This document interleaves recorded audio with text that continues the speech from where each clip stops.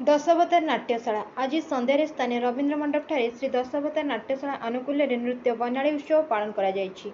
आज अपराह्न अतिथि भाव सुनामधन्य लेखिका श्रीमती शुभश्री पट्टनायक समाजसेविका श्रीमती अन्नपूर्णा महांती उपस्थित रही यह कार्यक्रम शुभारंभ करते। अनुष्ठान कनिष्ठ नृत्यशिल्पी मान द्वारा सांस्कृतिक कार्यक्रम परिवेषण करा जायतिला। सेहीपरि सांध्य अधिवेशन में अतिथि भाव विशिष्ट साहित्यिक श्रीजुक्त जयकृष्ण सामल एवं श्रीजुक्त भास्कर जेना महोदय उपस्थित थे। एसत सेंट जावियर इंटरनेशनल स्कूल तथा MBC TV chairman Badrinath Pattnaik उपस्थित थे। आज संबर्धना कार्यक्रम में अनन्य प्रतिभा श्रीमान ऋतिक पट्टनायक को एवं डॉक्टर श्री महेश प्रसाद राउत को नाट्यशाला सम्मान में सम्मानित करा जायतिला। निकटरे केंद्र संगीत नाटक एकाडेमी द्वारा सम्मानित होइतिबा गुरु डॉक्टर स्नेहप्रभा सामंतराय एवं गुरु श्री निरंजन राउत को मध्य संबर्धित करा जायतिला।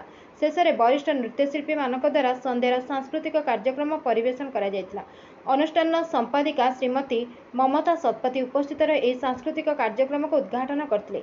समस्त कार्यक्रम को संयोजना करते श्रीमान सागर कुमार। केउ लागिला आपण बेटा प्रथम करी नाचिले ना आगु भी बहुत थर करछो आगु भी बहुत थर करछो एहा बहुत खुशी लागिला। आपण जो नृत्य परिवेषण कले यार ना कोन रहिछि ए केडे छंद गाडेलो साही या कृष्णंकर छोट बाल्य काळରୁ नेकी ताकर जेतिकी लीला गड इतरे सुंदर भाबरे परिवेषित हेछि।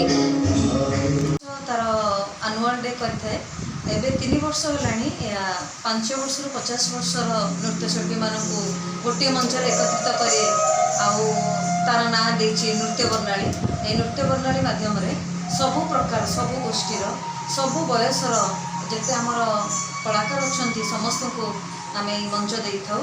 तेणु तार परिकल्पना नहीं दशावतार नाट्यशाला नृत्य अनुष्ठान जार कि मु संपादिका आमे आपण मानक को आज नहीं आसछु नृत्य बर्णाली माध्यम रे एक नियारा नृत्य कार्यक्रम। Bureau report Ekamra news agency.